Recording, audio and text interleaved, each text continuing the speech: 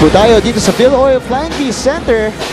Martin Javier po, Coach Olsen Rosera, nandyan si Cicel Tenco at courtside, fourth quarter na po ng ating third offering on this Tuesday, September 6, 2016.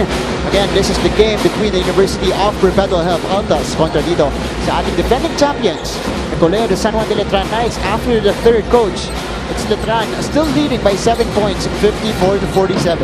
Ibang action yung nakita natin in the first three quarters. So sana natin naaangat pa yung level ng action dito sa fourth quarter. But like we said, all-important game, especially for the Letran Knights, trying to get that berth in the Final Four. Unang dalawang laro natin, Arellano, nanalo sa kontra sa LPU Pirates 68-65. Sumabog doon si Gio Halal with 33 points. Sa ating pangalawang laro naman, for the second time this season, JRU defeating the Red Lions 97-88. Kate Teodoro with 28 points in that game. Tingnan natin kung sino ang mananalo dito sa ating laro. Pero Gerald Dizon nagparamdam doon para dito sa Altas. Try to look for Bongkito on the post. Nanatili pa rin sa Letran ang bola. 12 seconds on the shot clock. Calvo. As we take a look at that three-pointer from Gerald Dizon to open this fourth quarter. Perpetual up and running again. Oh, sorry, miss for AJ Coronel. Sayang yun. And so far, balikan na ng 3-point baskets para dito sa dalawang koponan. It was Ray ng Batang hitting a 3-pointer to end the third. Tapos sa fourth quarter, balikan nga ng 3-point baskets itong dalawang koponan. Mohot couldn't make that jumper. Gerald Dizon ulit with an up and under move. That's no good. Bongkito tumatakbo. He slows down. Calvo against a much bigger Bright Aquenti. Mismatch sa perimeter para dito sa Letran Knights. Tingnan natin if they will take advantage. Calvo showing us his quickness, but he doesn't make the layup. Pero sa kabila, hinihila na ng Sinontico. Dami natin nakikitang mintes para sa dalawang koponan ngayon. Nice intention for Ray ng Batang, pero nandun siya Sinontico to anticipate and intercept that pass. Pero sa kabila, Gerald Dizon scores easily underneath. Finally, Perpetual gets points of transition. Good decision by King Pido, slowing that transition down at hinintay niya ang kanyang trailer. Nandun si, I think it was Coronel who hit that. So this is still a 4-point game, 52-56. Quinto. No good. Aquenti off and running. Nasa likod niya si JP Calvo. Biglang sumulpot doon si JP Calvo. Ang bilis na talaga na si JP Calvo. Muntik pa maagawan si Bright Aquenti. But yun nga, ang bola ay mananatili dito sa Altas. Sinontico for the inbound. The Altas right now down by 4 with 7:14 to go here in the game. So Sinontico, of course, the California native, listed as 6'2". Coronel looking for a teammate. Dagamon open briefly, but they get the ball back out. Nahanap nila si Aquenti sa loob. Double teamed. Oh, nice interception from JP Calvo. Tumatakbo ang Letran. Balanza. Dalawang sinabayan doon na Altas, and he draws a foul. Acknowledging that foul, ito si Pete Pido in stopping that fast break led by si Balanza. Pete Pido ang natawagan ng foul doon. So 2 free throws para sa ating birthday boy na si Jeric Balanza. Another homegrown player para sa kanila. He makes the first.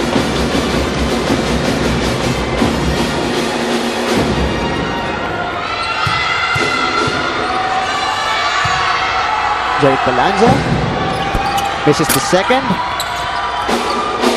Dagamon with the rebound. Ito yung mga team bahay natin na nasa social media ngayon. Blue, Dream Team daw. Si Gap Dagamon, AJ Coronel, Giovanni Halalon, ng Patak, at saka si Bright Aquenti. Alam na maka-alta siya dito sa lineup niya. Ito naman si Eliza. Ang green team niya ay si Tate Teodoro, Gio Halalon, CJ Isid, Reynang Batang at Jasper Ayay. Ibang combination naman yan, coach. Pero ito naman si Alden, sumusuporta rin dito or para dito sa Perpetual Health Altas. Susubukan nila umabot dito sa ating laro pero babaan sa tatlong kalamangan ng Letran. Balik tayo kay Siege Tateco. Siege? Yes, Martin, noong halftime defense ang main area of improvement na hinanap ng coaching staff ng Perpetual Altas. Sabi naman nila masaya sila sa pinakita ng third quarter pero ngayong fourth quarter, it's time to take it one step higher. Sa panig naman ng Letran Knights, paalala ni Coach Jeff Napa, you need to do a better job of boxing out Prince Eze. Be patient on your offense. In particular, challenge niya yung kanyang guards. Kabilang na dito si JP Calvo. Medyo hingal sila pero nung tinanong, ready ba kayo? Sagot nila, oo. Back to you, Martin. Maraming salamat, Siege. As you guys can see, the never give up attitude nitong Letran Knights. And talking about JP Calvo and sinachan si Coach Jeff Napa. JP Calvo is still scoreless in this game after scoring 16 points in their last game against San Sebastian, wherein he won the best player of the game. Ayun nga, dito sa laro natin, hindi pa nakakashoot si JP Calvo. So far, JP Calvo disappearing in this game. Let's see what he can do. The remaining 6-11 of this ball game. Perpetual pa rin ang may tangan ng bola. 14 seconds on the shot clock. Swing the ball around. AJ Coronel looking for Bright Acquetti. Doesn't give it to him, but then he decides to take it to the basket. No good ang kanyang layup. Dami natin nakikita ang mga wide open layup. Coach Martin na namimintes, ano? Hindi lamang para dito sa Altas, kundi pati sa Knights na rin. That could spell a difference para dito sa parehong kupunan at sa outcome na itong larong ito. Calvo doing the point guard duties for Letran. Foul ang tinawag doon kay Bright Acquetti.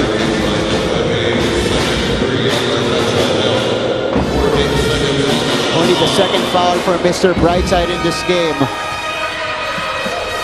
The third team foul para dito sa Altas. Samantalang wala pang foul itong Knights dito sa ating fourth quarter. Samantala, Reynang Batang gives it off to Calvo. Again, against Bright Acquetti, JP Calvo. Sinubukan yung depensa doon ni Bright Acquetti pero mapuputukan sila ng 24-second shot clock violation. Si Bright Acquetti doing a good job of staying in front of his man kahit na may mismatch sa perimeter. Ang liliit ng mga binabantayan niya sa labas. Kita natin si Abong Quinto. Nabanggit nga ni Siege kanina, medyo hingal sila. But Reynang Batak with a nice steal right there. He draws a foul against AJ Coronel in transition. That's one of the strengths also of Reynang Batak. One of the league leaders, not just in points, but also in steals. Kaya pag si Reynang Batak ang bumabantay sa iyo, kailangan mag-ingat ka pag siya ang nasa harap mo. At yun ang hindi ginawa ni Keith Pinson. Kaya turnover ang nakuha ng Altas. Reynang Batak nasa free throw line ngayon. But they're still questioning the call. Of course, Reynang Batak, again, the leading scorer of this season. At the free throw line, so far he has 19 points. Make that 20 points for the Stingray. Prince Eze started this game, coach, itong si Prince Eze.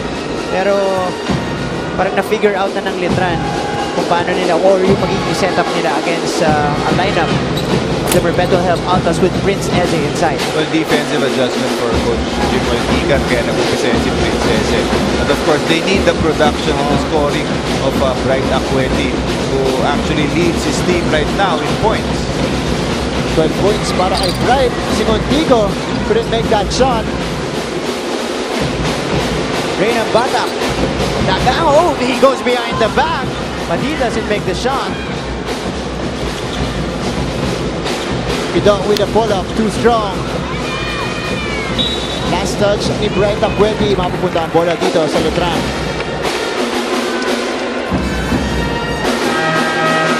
Ganda sana nung wraparound kanina ni Ray ng Batak, pero he did not finish the play. Flash Sadiwa, now back on the floor, replacing Keith Pido. 4:43 to go here in the game. Still a 6-point lead for Letran, 60-54. Balanza against Dagangon. Take out to Soriano. Oh, pero naagawan sila doon. Coronel in transition.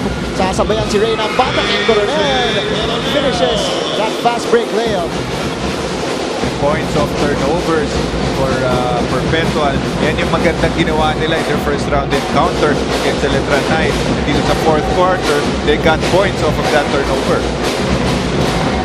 Here comes Ray against Sigontico. Sa kabila naman, babawi. And may foul tayo sa ilalim. Nasa penalty na, coach. Itong Perpetual. Yan ang problema kung titignan natin when it comes to team fouls.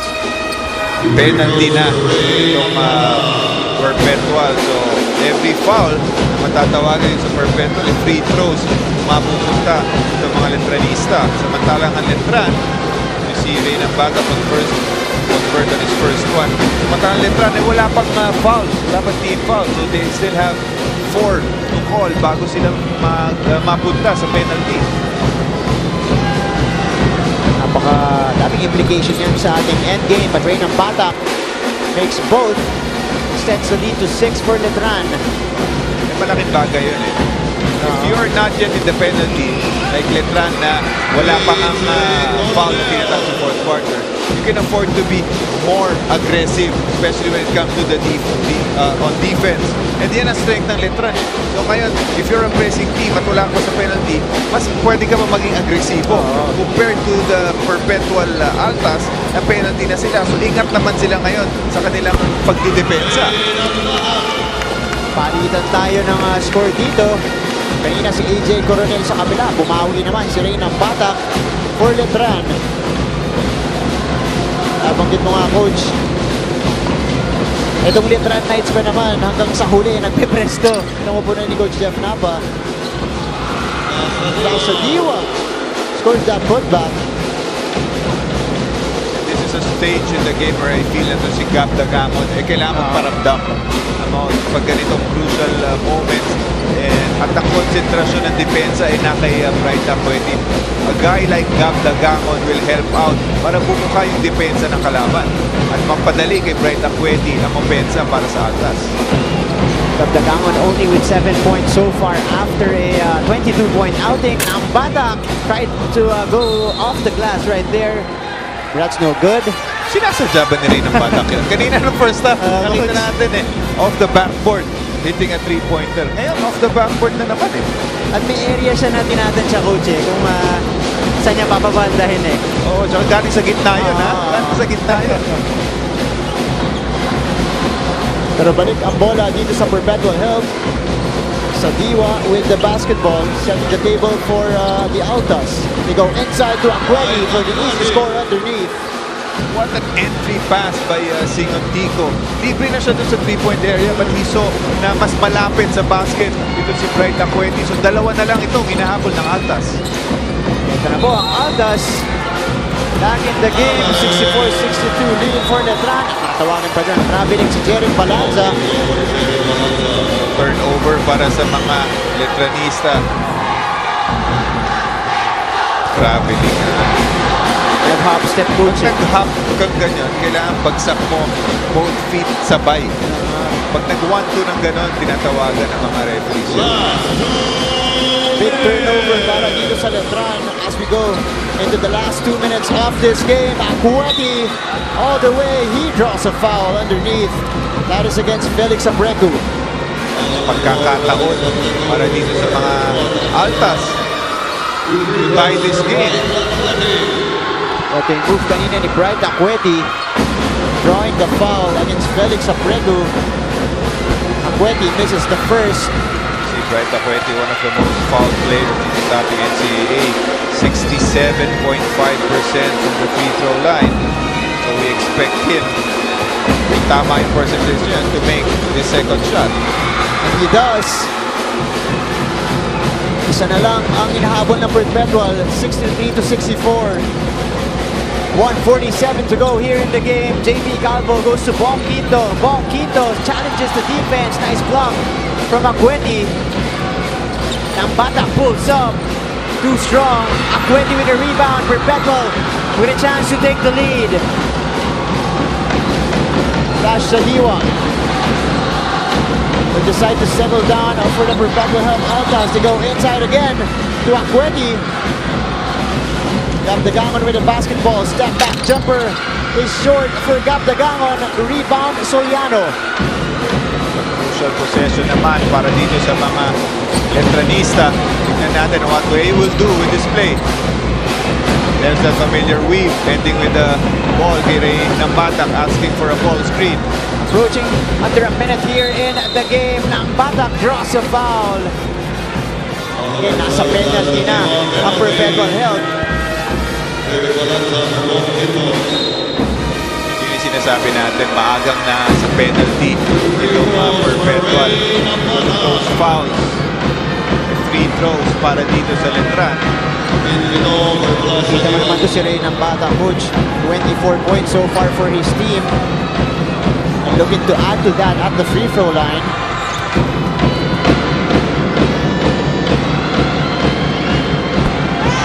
He misses the crucial first free throw.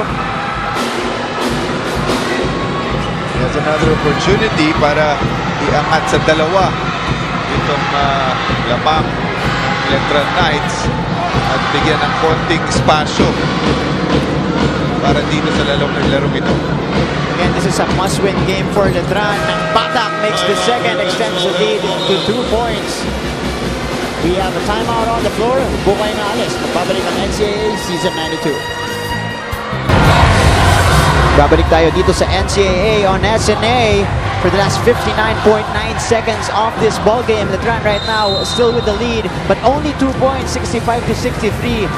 Ito kung di ako nagkakamali, coach, ang inspirasyon ni Ray Nambatak. Kaya naman pumukol siya ngayon ng 24 points para sa kanyang kupunan. Masaya talaga dahil lamang itong Knights ng dalawa with 55.9 seconds. Tignan natin kung sino ang pupuntahan ng Perpetual Altas dito sa kanila. Very crucial possession para sa kanila. They can go with a lot of players. They can go with Dagangon or their favorite option, Bright Acueti, of course. As you guys can see, more faces here at the Phil Oil Flanky Center. Huling-huli ni Direk ang mga ngiti. Tignan natin kung kanino mananatili yan ngiti. Pagkatapos ng laro nito sa mga Altas pa, sa mga Letranista. Ito, coach, yung binabanggit natin kanina pa, in the penalty na itong Altas. Samantala yung Letran, 3 team fouls. Si Montigo doesn't make that shot. Offensive rebound para sa kanila pa rin. 10 seconds left sa shot clock ng Altas. Timeouts naman, Letran with 2. Perpetual, isa na lang. Dagangon draws a foul. At yung sinasabi natin, dahil wala pa itong Letran sa penalty, side court throw-in lang ang mangyayari para dito sa Altas. So good job by Letran managing their fouls. At meron pa silang 2 fouls to give actually dito with 37 seconds left. That is Felix Abreu's 4th foul. Pero again, 2 fouls to give pa para sa kanila. In their last possession, hindi man lang nakahawak ng bola si Bright Acueti doon. So tingnan natin dito sa kanilang next play kung pupuntahan nila ang kanilang leading scorer. Nice defense for the Letran Knights in that sequence. Pidok goes to Acueti. Nakita si Nontigo sa loob. But Darren si Nontigo with a sorriness inside. That would have tied the game, coach. They had the right idea there. Libreng-libre. Ito si Singontigo sa ilalim. Baliktad. Normally, nakikita natin Singontigo to Bright Acueti. Pero ito, baliktad na nangyari. Bright Acueti from the outside to Singontigo. Pero namintis lamang niya. Kinaw nila sa kabila si JB Calvo. Now at the free throw line, looking to extend this lead. And also for his first points, coach. Bigay buhay pa ito si JP Calvo dito sa Perpetual Altas by missing his first free throw. So scoreless pa rin to si JP Calvo. all he has to do is focus on this on his second free throw, his next shot, para medyo umangat kanilang kalamangan dito. See if he can make this. And he does. So a 3-point lead for Letran. 66-63 going into the timeout. Pakinggan muna natin ang coaches natin dito. Hey, listen. Pino! Yeah. Picato, for Darrell. Sinong 3, AJ? 4's here. 4, inbound. 5, stay low, real low. Right, that's great. Okay, Sino? Pino, corner. 3, go straight for 5. Push off a little bit, come out. Then 2, push off your man, come out, pass the 2. If you're wide open, take the shot. Where's Gab? Gab, get your feet set, get that shot. Hey, when he takes that shot, I want all of you to go for the offensive rebound. Everybody go rebound. Screen. If they play zone, if they inbound, if they want to zone on the inbound. Okay, you just stay in the stack. Wait, okay, where's you just stay there. 5, 4, 3, 2. No, 2. 2, stay there. That's a 4. Screen, 2, come out. 4, screen this guy. 2, come out, catch and shoot. If they go to zone.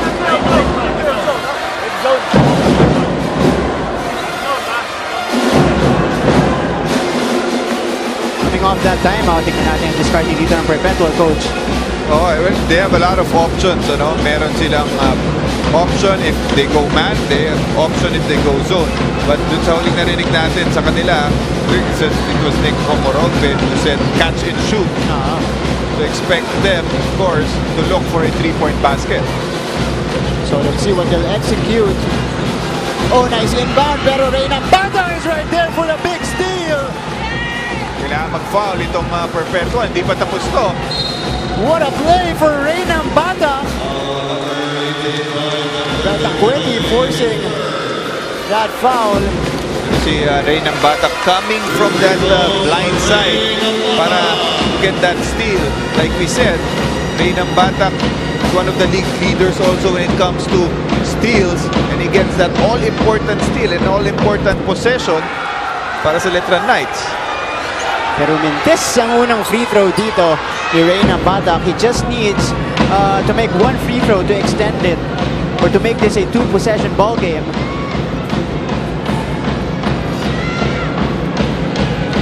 Pressure-filled free throws para dito kay Reyna Bata, and he makes the second. So a 4-point lead. At wala ng timeout itong Alta, so kailangan nilang mabilis ang pagbaba itong bola nila. 14.7 seconds to go. Pido. Tinawag doon ni JP Calvo. Good foul at magandang communication galing sa bench ng Letran. All the assistant coaches telling their players na meron pa silang fouls to give. Meron pa ang isa. May isa pa actually ang Letran dito with 9 seconds left. Perpetual. Simontico. Abueti, Pido. Taking too much time. Yun nga, matatawagan pa. Turnover, stepping on the sideline. Ito si Keith Pido. So this gives, safe to say, this gives the Letran Knights this victory. 2 seconds to go. They foul Jeric Balanza.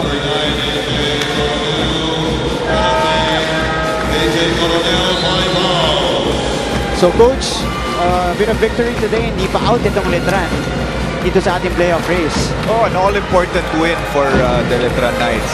Their third consecutive win after that 5-game losing streak. And more importantly, buhay nga itong paghahabol nila dito sa Final Four. Like we said, before this game, there were 2 wins away from JRU. JRU at the number 4 spot. And ngayon, because of this win, umangat sila. So they are 1 win away from catching up dun sa JRU. And of course, they did it pa. They win this game without the presence of their team captain. Mag-Jernuin. Jeric Balanza makes both free throws. Final score na lang ang hinihintay natin dito. There you go. That marks the end of the ball game. The Letran Knights with a big win against the Perpetual Health Altas, 69-63. Coach, very good game for Letran. And malaking confidence boost to para sa kanila dahil isang heavyweight ang kanilang pinatumba dito. Oh, after that slow start by Letran, nagpakita na talaga sila. Especially dun sa second quarter when they pulled away from the Altas. Pero like you said, all-important win for them. Getting another win at napapalapit sila sa Final Four. Ito, ang final score natin 69-63, pero magbabalik tayo dito sa SNA para kilalanin ang ating best player of the game.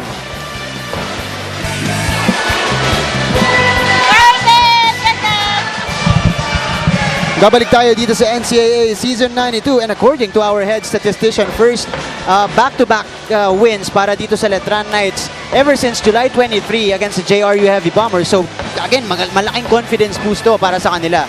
Oh, especially going into the, we have to mention na wala pa sila sa Final Four because of this win. Ang hinahabol nila JRU, who has now 9 wins at hinahabol nila. But importante itong panalo nila para mapalapit sila, JRU, going into our final stages of the elimination round. Pero ito, puntahan muna natin, Coach, at kilalanin yung best player natin. Nandiyan si Siege Tantenko with Ray ng Batak. Siege? Yes, Martin, hindi ata siya nagsasawa sa pagiging best player of the game for Letran. Ray, sa tingin mo, ito na ba yung turning point ang inyong 3-game winning streak papunta sa final? Oo, ito na yung turning point namin kasi yun nga, sabi ni coach sa amin, every game napaka-importante sa amin kasi yun nga, gusto namin makapasok sa Final Four. So, ito, hopefully, next game, makuha ulit namin yung panalo. Ray, bago magsimula ang season, sinabi mo sa akin na gutom ka para ipatunayan na hindi lang tsamba ang pag-champion nyo last year. Anong level na, on a scale of 1 to 10, ang hunger mo to be champion again? Level 8. Kasi yun nga, I want to prove to everyone na hindi talaga tsamba yung pagka-champion namin last year. So ito, nag-work hard kami and talagang pinupush namin yung bawat isa. The dream is still alive, Ray. Anong extra work ang ginagawa ng isang katulad mo habang papalapit tayo sa Final Four? Before and after, nag-extra practice talaga ako. Kung ano yung weakness ko, talagang ginagawa ko. So, ayun. Ray, batiin mo naman ang friends and family mo sa Letran at sa CDO. First of all, I wanna thank God sa panalong ito. And hi sa family ko sa Cagayan de Oro, si Papa, si Mami, si Kuya Junray, si Maxine, yung bunso namin, relatives ko, sila Tita, and of course, Tito Wangbi, sila John Ray, Yeng, Mine, and yun na. Lagang salamat, Ray. Congratulations, and back to you, Martin. Maraming salamat, Siege. And nga, Coach, si Ray ng Batak doing it all again for the Letran Knights. And with that big steal dun sa ating endgame, of course, ito pa rin ang panalo ng Letran Knights, 69-63. Big win for them. And in their next coming games, Coach, do we expect them to win them all para dito, para makaabot sila sa Final Four? Pero malaking bagay, they went back to their strengths.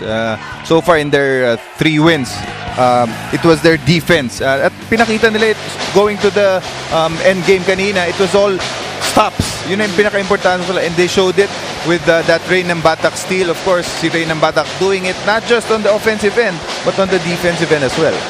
Pero there were a lot of support para dito sa Letran Knights in this particular game. But our games on Thursday, it's going to be the EAC Generals going up against Mapua Cardinals on our first game. Pangalawang laro naman po natin, CSB Blazers kontra sa San Sebastian Golden Stags. Again, this ends our coverage today of the NCAA Season 92. Maraming salamat po sa panonood dito on SNA. Ayan po, nakikita nyo ang ating mga highlights of the game. In behalf of the whole broadcast team, Coach Olsen, Siege Tantenko at courtside, Diano Campo, Direk Al Neri, ako po si Martin Javier. Maraming salamat ulit po sa panonood dito sa SNA. Sumatsaludo kami sa pusong palaban ng lahing Pilipino.